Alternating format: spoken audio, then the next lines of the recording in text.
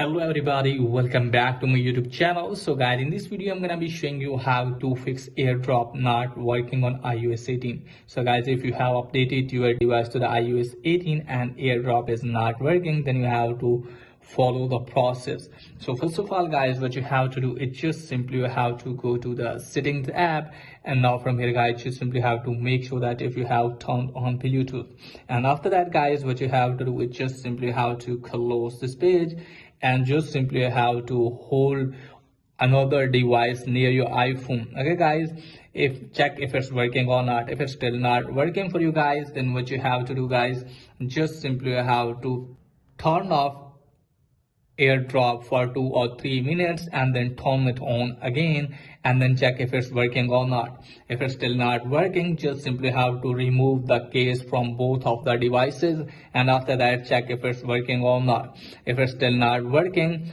make sure that your device is not connected with any accessories. Okay guys, if your device is connected with any accessory, maybe that's why it's not working. So just simply have to disconnect your device from the accessory, and after that guys, hopefully your problem will be fixed.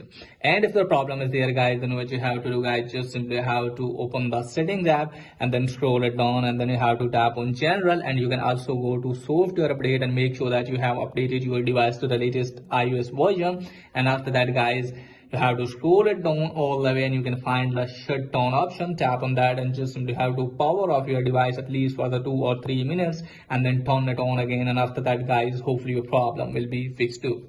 So that's pretty much for today's video. If the video is helpful, please like the video and subscribe my channel. Thanks for watching.